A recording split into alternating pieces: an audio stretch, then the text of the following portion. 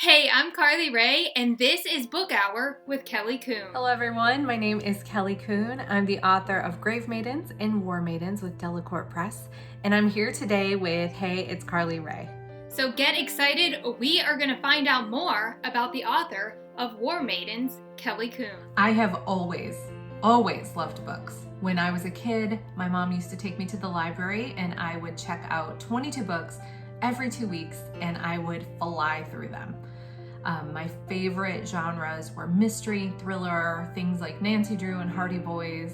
I also love the Babysitter's Club, but really anything that had a problem to solve or a mystery that I could pursue in my little nerd mind. I think that love of storytelling is what prompted me to pursue a career in writing. You know, I never have to let go of stories, and not just reading them, but creating them is just really magical and such a gift that I am able to do this for a career.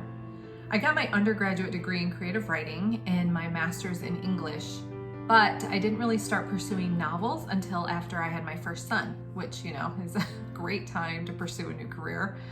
But I really started getting serious because I thought, you know, wow, my free time is going to be draining away from me. If not now, when?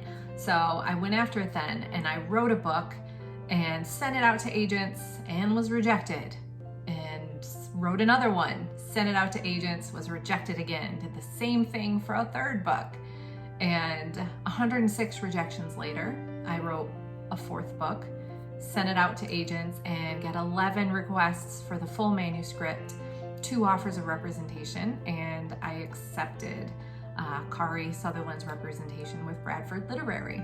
But it was a long and winding and difficult road. The inspiration for my stories comes to me in a variety of different ways. Sometimes I get a character first, sometimes I get a setting first, other times I get a plot and I know exactly how the whole thing is going to end. For Gravemaidens and Warmaidens, the story really came to me after I was reading history. I was thumbing through a historical textbook, as one does, and I happened upon the story of Leonard Woolsey, who was an excavator who found the tomb of Queen Puabi, who was a Sumerian queen. And lying next to her were 3 teenage girls, and they had cups near their hands. And I thought, who are these girls? Why? They were young when they died. And, you know, as a mother of a teenage boy, this broke my heart. I thought, what promises were they given about being in the afterlife? Did they have a choice? And I thought, you know, what if one of them had family left behind and they were sad to see this girl go? Or what if she had thought it was an honor in order to be chosen to go with the queen into the afterlife? So really, that's where the story happened to be. Kamani is a healer, 16-year-old healer, and her little sister Nanea is chosen to be the death bride of a dying king and is going to go with him into the afterlife. And Kamani does not think this is a good idea at all. And so she tries to heal the king to prevent her sister from passing on to the netherworld without her. The first part of writing for me is what I call arts and crafts. So it's, I have this idea in my head for a story and I need to research and jot ideas down. So I have notebooks crammed with notes to myself about where the story might go, questions I need to answer. I have note cards out, I'm cutting things. It makes no sense. It's a pile of just literal paper on tables. After that stage, when I feel like I have a really good plot, I take that and I organize it into note cards, and then I use the K.M. Weiland methodology for plotting, and I put the whole thing onto note cards, just a little snippet of what needs to happen, and then I take those note cards and I put them into Scrivener, into a full, complete, probably 7,000 word plot outline, so I know exactly what's going to happen.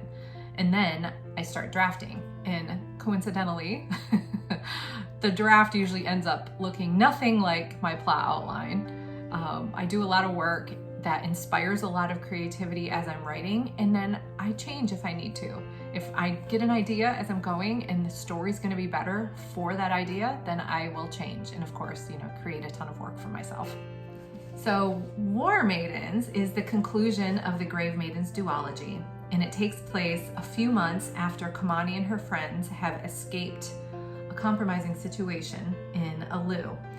And they've gone to Manzazu, which is this beautiful city-state, and there it's kind of become their safe haven. There, Kamani has become a respected healer, especially among the Scorpion Warrior Maidens, which is this group of all-female warriors that protect the queen, and she's healed them, so they owe her a favor. And so they've got this life, and she's got this beautiful life with Dagon, and all the things are great. But when an assassin from Alu murders a healer he believes is Kamani, they realize that their safe little haven is not so safe anymore. And the Queen of Manzazu wants to strike back at Alu with her fiercest Scorpion Warrior Maidens. But Kamani knows that war harms more than it heals. And so to protect the life that they've built and protect the innocents that often get overlooked when men and women play at war, Kamani is going to have to take down the ruler of Alu using her own means, compromising some of her closely held beliefs, which is, do no harm as a healer. And so she can protect everything that she holds dear in her life. I always say my favorite book is the book that I'm currently working on. I quite like Gravemaidens and Warmaidens. Worked really hard on them to make them the very best that they can be. But I've written a sci-fi fantasy. I've written a young adult contemporary with one of the points of view written in verse.